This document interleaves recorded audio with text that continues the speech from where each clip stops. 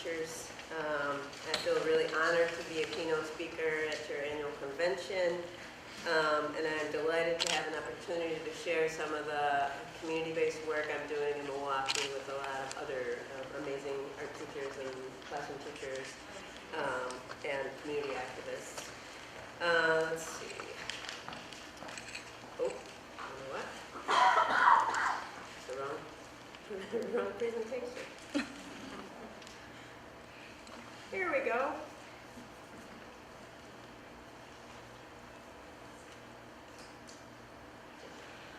Good times. We're just getting things off to a really good start. It's a great day. Yeah. Okay, so this is the actual presentation I meant to give to you. So my mom used to say this to me when I was in a special kind of trouble.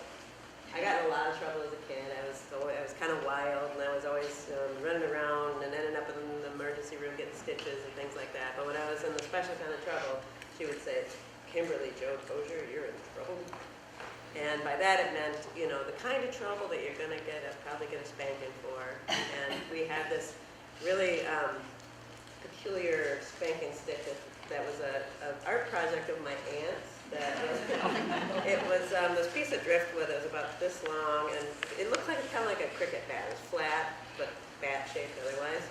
And it would always sit up on top of the refrigerator, and we sort of like skirted around that as kids. And when she said, "You're in trouble to eat," that meant the stick was coming out, and the tin soldier, as they said.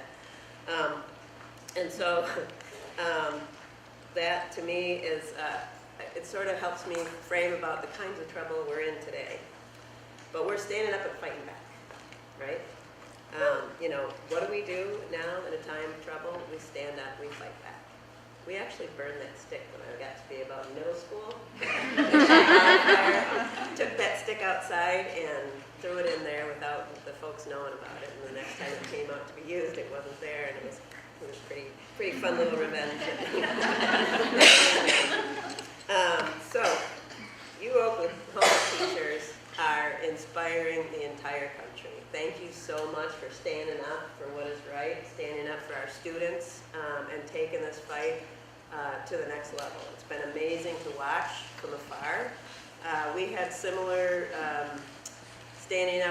upstanding happening in Wisconsin in 2011 when our governor started beating up on teachers. And we spent about a month and a half in the freezing cold winter through January and February in Wisconsin, and we haven't been there during that time. It's pretty frigid. Occupying the state house and doing kind of some of the same things that folks were doing here. So when we saw those images happening from here in West Virginia, it was just like, okay, we're family. I know you, right? I know who you are, and I'm with you, and we are in solidarity. And we are part of an incredible uprising happening all over the world.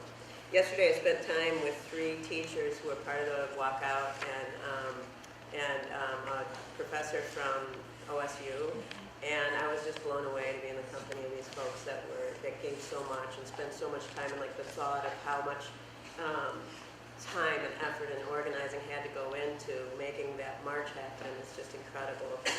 I'd much rather march 110 miles and try to organize a march for 110 miles. So it was, you know, it was humbling to be in the presence of people who were able to pull that off. So in this presentation and workshop, I'll draw on my work as a teacher educator and participant in teacher activist groups, art builds, and teacher meetups. The aim of the work and play, and that's really important. You got to make the work fun. Because if you don't make the work fun, you don't make being in the social justice fight with one another and make it be about community and about a kind of love that we have to draw on for our students and for ourselves, then we'll never sustain it. In order to sustain this kind of fight that is a necessary fight, we've got to be there for each other in a loving way and in a fun way, in a playful way. So I'm going to show you some of the work and some of the ways that we do that. So today, just briefly give an overview of how we fit in the global fight for fairness and justice, because I think that's really important to think about, not just our immediate needs, but also how they connect to the fights that are happening in other places in the world, and even in our own country. And then I'm going to give you a presentation of the work that we've been doing in Milwaukee across a bunch of different projects. And then I'll wrap it up with some art curriculum possibilities that you can take back to your classroom, ideas that you might be able to implement in your own classroom. So we got a big fight on our hands. And for educators, the obvious fights are against privatization of public schools, constriction of our professional lives by standardization and top-down control, low pay and eroding benefits for all who work with children and youth, and actually elders as well. That's another end of this fight, is that when people are caring for folks at the other end of our lives, it's a similar fight. Austerity budgets for schools, the attack on civil liberties, and protection for our most vulnerable. These are the heavy hitters of the privatization of schools game. John Walton, billionaire heir to the Walmart fortune, Bill and Melinda Gates, although they've actually realized that education is much more complex than they thought it was. They thought they could come in with their billions of dollars and fix everything for us because they knew better than we do, even though we're the ones that are in the schools. And they've since realized that it's not as easy as they thought it was. Donald Fisher, who's the founder of GAP and a major donor to the KIPP chain of charter schools, and Eli Brown, and of course Betsy DeVos. Oh, that's supposed to be a video. There we go. So this, I made this animation with one of my collaborators, Emily Schreider-Barron, in 2015.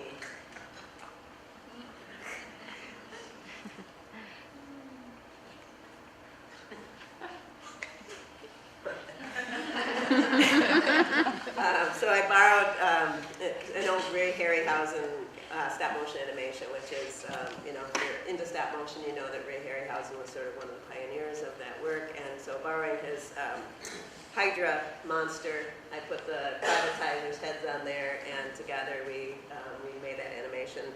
And but at the time, when we made that in 2015, Betsy DeVos was then just a wealthy ideologue, education policy influencer that I had my eye on. See, I grew up in West Michigan, and West Michigan is the home of the DeVos family.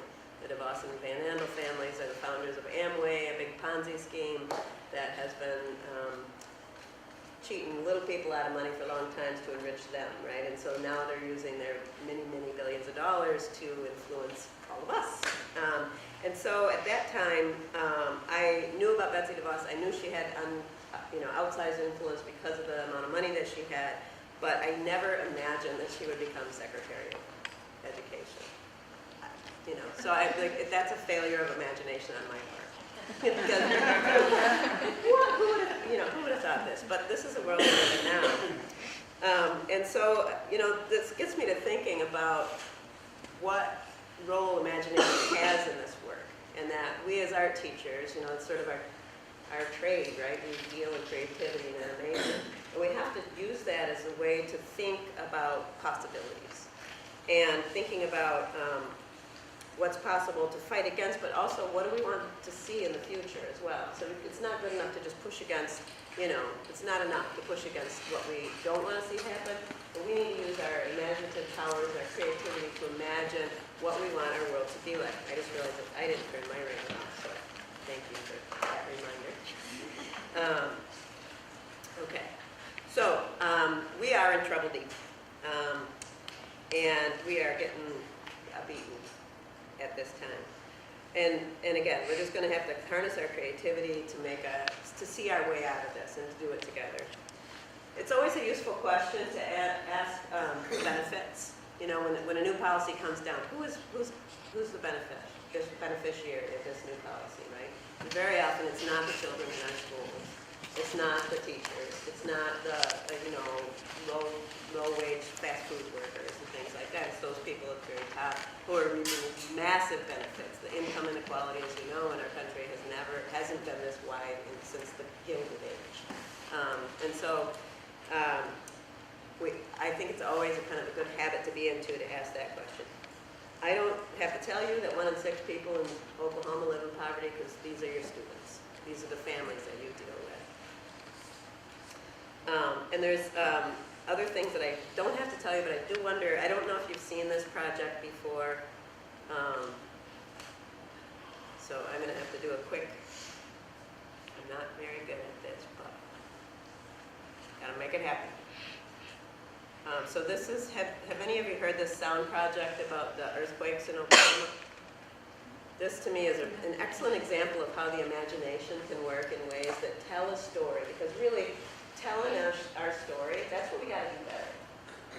You know, working people used to be more on our side, and now we got us pitted, the teachers are pitted against working people, and it's a failure of our ability to tell a story. We have to take that story back. And so the arts can do this. The arts, you know, creative writing, film, sound, all this stuff. This, to me, is this really powerful project. So it starts out, it's over a period of 10 years, and it ended a number of years ago, so it isn't the most recent data, but this person used data about earthquakes that were happening in Oklahoma to make this soundscape.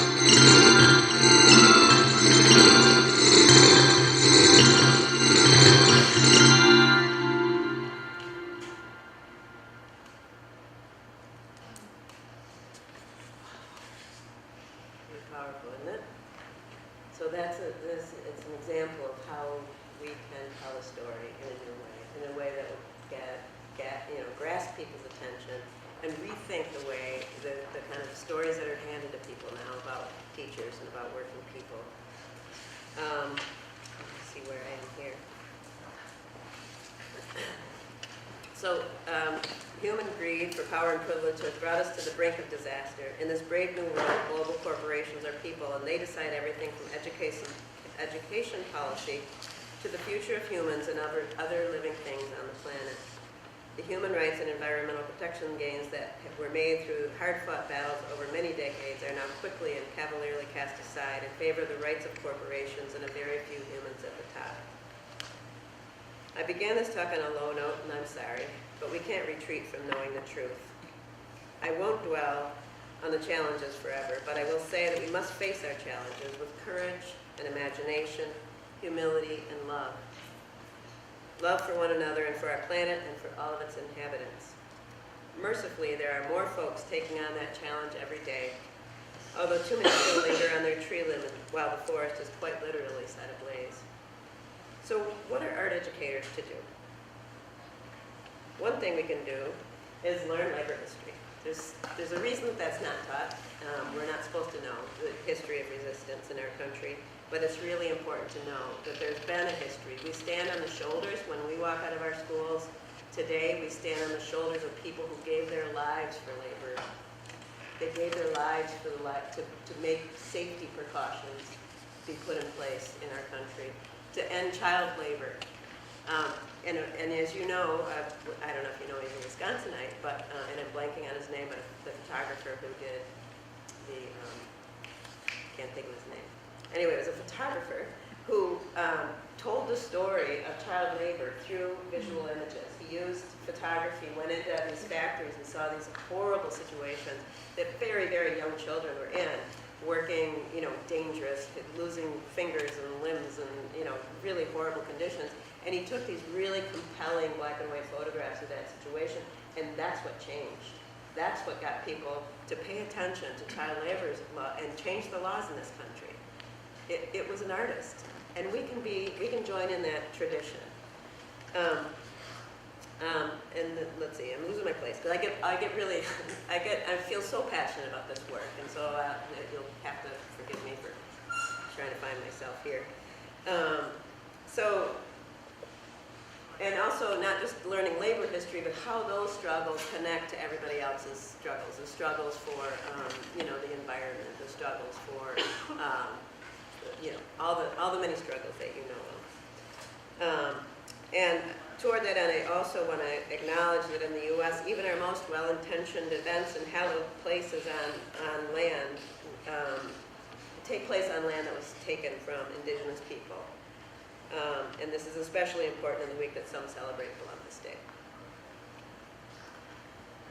So we need to make connections to other groups who are working for change. We just had a huge win last week in the fight for 15. Amazon declared that 350,000 workers are now going to be their lowest paid workers and they're going to be $15 an hour.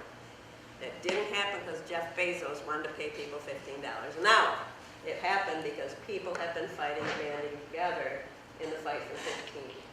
When people have so much money at the top and people can't feed their families and can't pay their rent and have to have 2 and 3 jobs, and I know a lot of teachers who have 2 jobs, it's a moral failure, I believe, in this country, because everyone should have the basic needs and then some.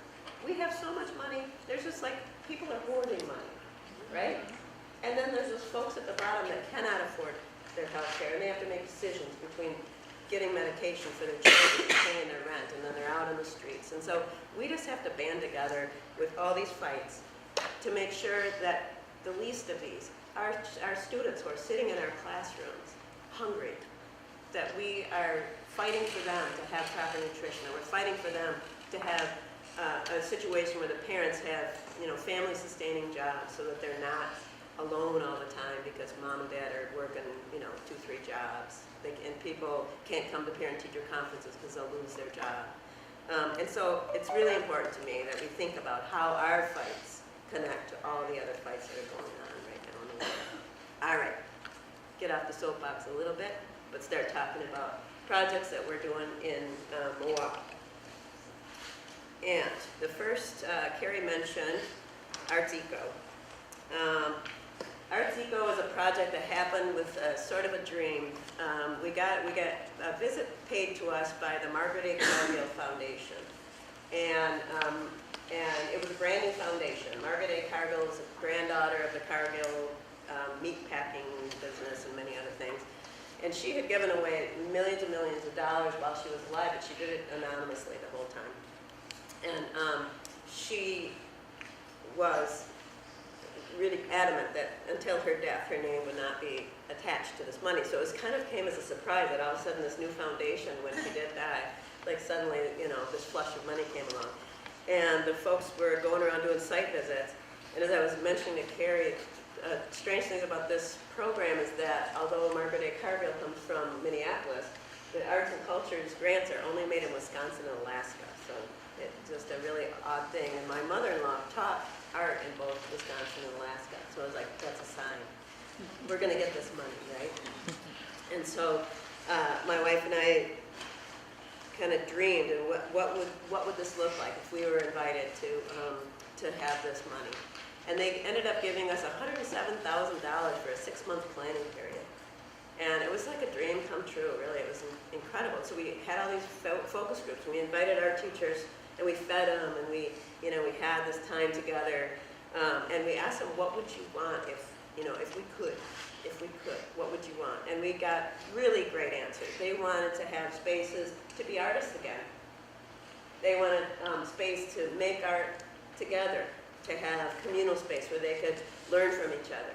They wanted to be mentors when they retired. They were like, you know, it'd be really great if when I retired I could still give back but still make a little money. So, that was an idea. Student groups that we talked to wanted scholarships, of course, and internships, and community groups that we connected with said we really could use help from your students. So, we put in these ideas together, and then we made a proposal, and the idea of Tico is that it's an ecosystem of support. Now, our schools, some of you teach in urban centers, and some of you teach in suburban places, and some of you teach in rural places, and each place has its own set of cultural capital and treasures. Milwaukee has a lot of challenges, but it has an amazing array of arts groups, and they're all very eager to work together. And it's one of the wonderful things about being in Milwaukee. And so we ended up getting the main grant, and it's been going on for the last 5 years. We're in our 5th year now, and we hope to get up to 9 or 10. But what the foundation is really interested in finding ways to kind of get this stuff started, but then you have to find sustaining ways to make it continue. So we're working on that now. And so the things that we have as part of that is a pre-college program for middle and high school students that we could never afford to do. Scholarships and paid internships for students with a wide range of community partnerships. Those internships have been amazing. We give students so many tools when they go out to get a job, and their resumes are so much stronger through that. Teacher institutes, so there's summer teaching learning opportunities for teachers, and that's again a place where they're making art together. We have a partner, Linden's Sculpture Garden, and the teachers spend a residency there a couple of weeks during the summer, and they're making work and they're learning ways to bring this into their curriculum and that kind of thing. We have monthly teacher meetups that meet up all over the city and all our different community partners. That is just like, it's a happy hour, plus, we break bread together, and we do always some kind of art making activity there as well. That was such a strong thing that people wanted. We even have a self-care one every year. We have neck and shoulder massages that we line up for people, and, warm scented towels when you come in. You should be treated like that, right? I think teachers need that. And we do it for each other, which is the wonderful thing. And we also have that mentor program. We're able to hire newly retired teachers to work with teachers in the classroom and pay them for their efforts. So we're very fortunate to receive that funding, but there are many aspects of that we can continue to do once the funding dries up. And I invite you to think about how you might make a meetup series in your area. It's really, when I was a middle school teacher, I went in this district that was sort of a bedroom community for Grand Rapids, Michigan, and the art teachers never got together. And I was like, let's go out to dinner. Let's get together and talk. And I'm busy, But once they started doing it, we had a blast. And then we started doing drawing times together, and we'd go around to each other's classroom and pose for each other, and we had a great time. It was just fantastic. And then the curriculum started coming together in ways that was really authentic and exciting. So I invite you to reach out to one another and think about, as teachers we're told all the time, you're too busy to do things, and you show through your activism that you're not too busy to do things. Some of you are running for office. It takes a lot of time. So there is, we have to just align our priorities with taking care of ourselves, our students, and each other. Speaking of that, Educators Network for Social Justice is another group that I've been involved with in Milwaukee, and they're mostly classroom teachers, and we are part of a sort of a nationwide network of what's called teacher activism. So I invite you to think about starting a teacher activist group yourself in your home place. And again, play and fun is a really significant part of it, right? So we would have these things we call Fight Back Fridays, and on payday for Milwaukee Public Schools, we'd meet at this, it was the nation's second cooperative tavern, the public house, and just be together. People would bring food, and we just hang out and be together and do maybe some screen printing or something, but play together and learn together and show one another that you care. All right, shifting to another kind of project. This is the idea of low-tech tactical media, is that we, thinking about this idea of being able to share our stories and getting our stories out there and flipping the script, so to speak. We don't have all access. We can't afford clear channel billboards, for example, necessarily. We can't buy airtime all the time, right? But we can find ways to kind of come in through the back door. We can make our messages heard in creative ways, leveraging the power of the imagination as art teachers. And so this is an example. One of my former students, Jessie Graves, who was an art education student after Carrie, and an incredible artist. When he was in my colleague Nicholas Lampert's class, he invented this way of making stencils using mud. So you use mud, and it's an ephemeral material, so it's not illegal because you're just making things dirty. You're not spray painting on something. But he was very interested in the idea that it wasn't also contributing to greenhouse gases and that kind of thing. And so it grew into this whole movement in Milwaukee, and people, and elsewhere. This is actually an action that happened in Chicago, where there was a group of activists who had been trying to get a maximum security prison closed there was all kinds of documented human rights abuses happening at this prison. This is a horrible place. And they had for years been trying to do it. They connected with Jesse and the folks in Milwaukee, and we went down and did this action where these are massive stencils that we made out of tar paper. We went right down to the financial district in Chicago and plopped them down and started putting mud, making these mud stencils and then picking them up and moving them. And as you're doing that, people are coming, what are you doing? Right? You start talking to them about your cause, right? And people get really, suddenly it's an entry point that if you were standing there and doing this, like people do, you're going to just walk right by, But if you use our creativity and if you use our imagination, people will stop and engage. We had yesterday, we did mud stenciling with OSU students, and one of the projects, I'm sorry I don't have pictures of this, but one of the projects was a young woman had worked in a coffee shop that they used styrofoam cups, and she had been trying to get them to stop using styrofoam cups in this place because they're so bad for the environment. And the guy that owns the coffee shop refused. So they made this beautiful stencil that is a coffee, like a latte cup, and it has the heart, how you do with the foam. And it says, "We heart styrofoam," and then it had a little steam thing going on. And they just started putting this down in front of that restaurant. And again, people came up. There was a guy that came up, and I was kind of sure he was going to be pushing back a bit and getting a little bit ugly, but he was just really curious and wanted to know why they were doing this. This is another project that students did that was about plastic, the problem of plastic garbage ending up in the ocean, and we just had a fantastic time. I love your dirt here, your mud for mud stencils.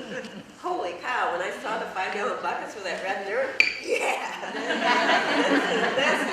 this is some material here. And so you can see it's on that turquoise color with the red dirt. It was gorgeous. Hopefully it's it rained, but that might be a little protected, so it might still be there. All right, another tactical media project in Milwaukee is the Overpass Light Brigade. During the uprising, Lane Hall and Lisa Moline are a couple of colleagues of mine, and they came up with this idea to make letters out of LED lights. They're just letter panels. So you can spell out anything you need to spell out, right? And so we go out on overpasses, and you're called a holder of the light if you take part in these actions. And you just go out and stand in an overpass on the highway, and your message is out there, big as a Clear Channel billboard, but it doesn't cost anything. And people, it gets excitement going. Now there's chapters of Overpass Light Brigade all over the world. It's just incredible. And they do a lot of work around education. This is a project that we do with the Water Commons, Milwaukee Water Commons. And every year we have a celebration down by because we're right on Lake Michigan. And so Native American leaders come, and the women do a water ceremony. And this artist, Menominee Nation, who does a lot of work around Lake Michigan and the Great Lakes and water issues, had this project where she drew the Great Lakes in the sand, and then we had LED lights that could be submersed in water, and so there was water from the lake, and you would go up, and it was this sort of beautiful ritualistic thing where you went up and they poured the water into your cup, and then you went and sat it in the shape of the lake, and it was just this. I really believe in the power of ritual as well. That it could be a really effective way to build community. So, art builds, that's sort of the big thing I've been up to lately, and we have a little mini art build here. Let's give a hand to the people that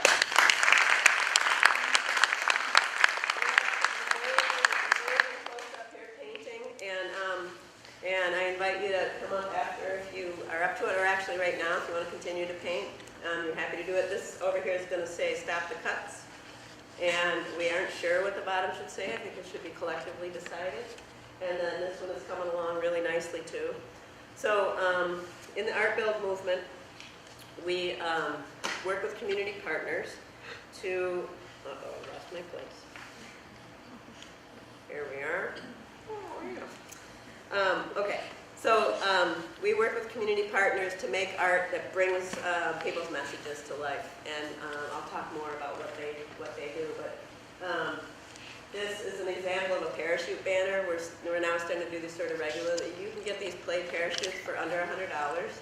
And it's an amazingly effective tool if you're going to be doing any marches or walkouts or occupations of your school board meeting or things like that. They're really fun because you can play games with them, and if it's really sunny out, people can take shelter under them. If it's raining out, people can take shelter under them. And it's a wonderful thing. I'm going to try this again with technology. And I think I'm shorter on time than I expected, so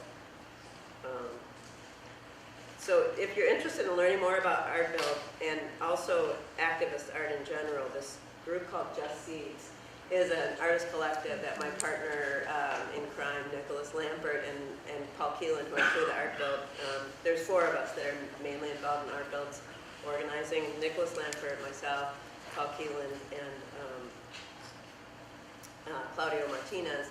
And then Joe Brusky is a photographer that documents it all. And Nicholas does a lot of other projects as well. His blogs on Just Seeds can tell you a lot about the project. So our first art build, Nicholas invited David Solnit to come and give a talk. And he's a guy that's been kind of doing activist art in all the major mobilizations in the U.S. over the last several decades. And in fact, even he did like the Paris Climate March and stuff all over the world. And so Nicholas invited him to come and do a talk, and he said, I'm only going to come if you'll also do an art build. I'm like, sure, let's do that. So we rented space above this brewery that is in my neighborhood, River West, Carrie's former neighborhood. And it was a coalition of a bunch of different groups, and including Stop the Oil Trains, immigration rights groups, the Coalition for Justice, which is an organization that was formed by the family of Dr. Hamilton, who's an African-American man who was killed by a white police officer for sleeping on a park bench in front of a Starbucks. And they're an incredible family, and they were there.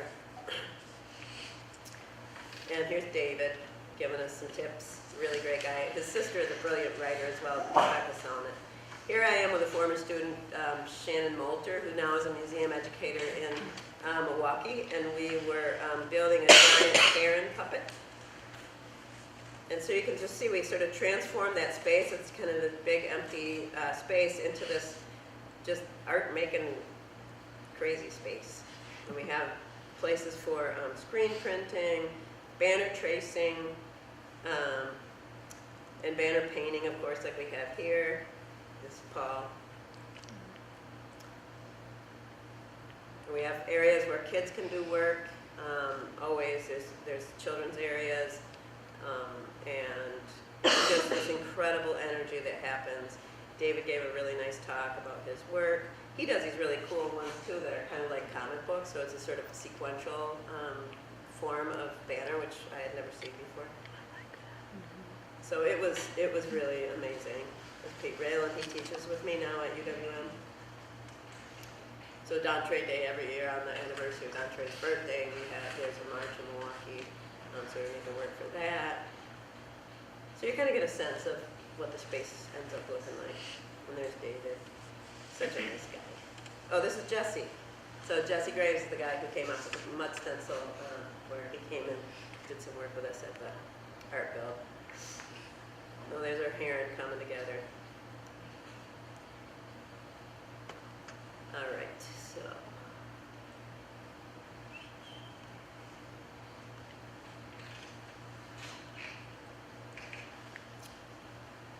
Okay, and here is, do I have till 6? Is that? Yeah. Is that when it's supposed to be done? Yeah. 6? You still got, Well, you've got some honestly, I just won't We do all started a that. little late. I won't You do all were that. 10 minutes late. All right, so here's an got example of a 20 300-foot banner that they made for the Paris Climate March. It was pretty amazing. And that's the Eiffel Tower, a photograph taken from the Eiffel Tower. Here's the Heron Puppet done at one of the We Are Water project celebrations, and it comes out for a lot of these things. Sue Szymanski-Biela, who's over in that corner, ended up making the wings with me and doing painting and stuff. So then from that first build, some of the teachers from the MTA local were at that first one, and they really saw what the potential was for this kind of artwork to be for their work. And so they wrote a grant to make an art build that was specifically on public education. And so this was a picture from there. Again, you know, same kind of setup. This was still in that old building. And it was just incredible. We had everybody of all ages turning out, making work, and it was so exciting and fun. And, you know, these artists that make these incredible designs, and it's just, you know, nobody's getting paid for this stuff, right? We just contribute the work. We've actually, I'll talk about it a little more when we come up to the part on the immigration rights stuff. But I met this kid, so there I am with my painting outfit on, and this girl that's across from me ended up inviting me to her school to do a workshop there. So part of the thing is like getting the word out about this, and then, you know, teaching people how to do it. Like now you've seen a little bit of a setup. It's like a mini art build, but you get the idea of how you go about it. Please take this idea and make it your own. Here we are tracing. If the space isn't very big, we have to trace the parachute banner in quarters, which is really tricky. And here we are. There's a link for, I can have Carrie share this with you, because there's a lot of links that I now won't use because I'm running out of time. But this is a very fun time-lapse video of us painting this very difficult banner. Here's a picture of all the signs that were made. It was I think 350 screen printed signs that were made on standards for that day. And then almost immediately after that, this group, Youth Empowered in the Struggle, was part of that art build. And they started using the artwork that we made for that to agitate to make Milwaukee Public Schools be named a sanctuary district. And they won, using the artwork. And of course the artwork isn't the only thing, right? But it makes the optics of the art make it impossible to be ignored. And when the news media, they just can't resist it, right? And so your message just gets amplified on social media. It gets amplified by news media and things like that, and they can't sweep you under the rug that way because you've made a bold statement through art. Here are the MTA members getting ready for a school board kind of invasion of the school board meeting, and here it is outside, having you know, using it to play. It's super. They're super fun. This is our craziest design for a parachute banner. This is designed by Raul Deal, who's a local artist, and it shows that when we do have a big enough space to trace the whole thing, it's much better and easier. And then here we are painting. And I was saying yesterday, when you're right on top of these things, trying to paint a design that is that detailed, you can imagine you just start getting lost. You're like, I wish I had wings because I need to get further in. So this, and now we've moved over into Voces de la Frontera, the immigrant rights groups. This is a Claudia Martinez design. His work is just stunning. This design is actually by one of my students, Jeanette Ariano, who's studying to be an art teacher. And we taught, Nicholas Lampert and I co-taught a printmaking course for our teachers. And Jeanette took that class and made this design, and then we ended up blowing it up into this giant parachute banner. And that is at City Hall in Milwaukee. And the mayor of Milwaukee was considering deputizing the police as ICE agents, and Voces de la Frontera used the art that we made in the art builds to occupy the in City Hall, and the mayor backed down. So we're having success with this stuff. Here they are on a May Day. I do have it. Okay.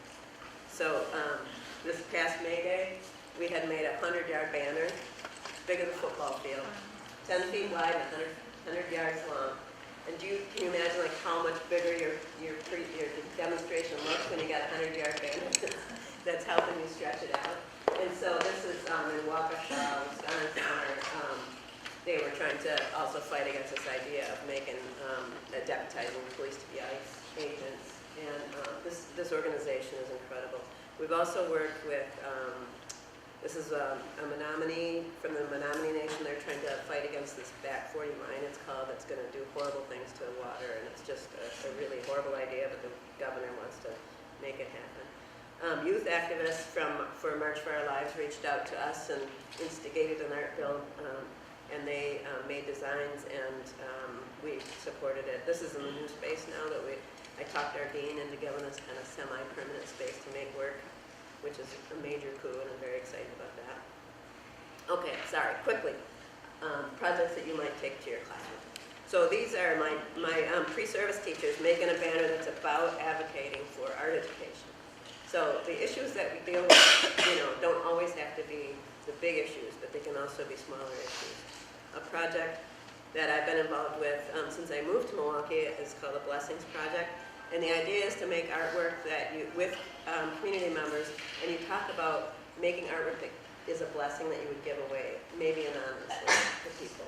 And so this idea takes all kinds of different forms. This one up here in that corner was sort of based on a mezuzah, as a Jewish tradition of blessing, house blessing. And when I did it with these kids in this community group, I started out thinking about the house blessing, and a couple of the kids were like, I'm homeless, I don't have a house. And I was, so he made a wearable blessing that he could take with him. And then that got me out of this rut of like, it has to be this house blessing kind of thing, right? It could be anything, just as long as you're making a blessing that you give away. And so we've done stenciling, and also my newest project has been sticker bombing. And so I designed these stickers, and then I just gave Carrie and Angie some. I give them out. The more they get out in the world, the happier I am. So I have one that's was a design that was made for the March for Our Lives that is about gun violence and other ones. Milwaukee Missionaries project is my after-school program for middle and high school kids. As I said, I'll share this with you. Those are links down the bottom to some incredible projects that these kids are making. And you can't imagine the depth. I mean, sure you can, because you work with kids. But the depth of some of those stories. There's a young man, Carrie hasn't seen it yet, I can't wait to show her, who's dealing with some mental health challenges. And his movie it's devastating and beautiful. And when the Milwaukee Film Festival jurors saw it, they said they were crying. And this is a freshman in high school. And he spent a year and a half working on this project. If you give them projects that they are invested in, they'll pour their heart and soul into it. And so there's a whole network of community media arts. So probably a lot of you are already teaching this stuff. But just to know that there's a kind of community national my mouth is not working anymore, that you can connect to get ideas, to share curriculum, to share projects, and things like that. Here's the ACLU when that girl invited me to come. We have these signs here with the shape of your state. So the idea is that you can have pre-printed or screen print on the spot art build images that can be added to with markers and less messy materials. I was going to do a whole little thing about how I do a process, how I make the design, but I'll just quickly say that I get images from contemporary news, things like that, or historical reference photos. And here's an example of working through some ideation on the project. So that was a young 17-year-old girl who was standing in front of the White House with "Never Again" painted on her hands. It was a really powerful image. And then it ended up being made into this banner that the kids from March for Our Lives used almost immediately after we painted it. The paint's still drying, right? And they're out there on the streets making a difference. Finally, whatever you do, have fun doing it.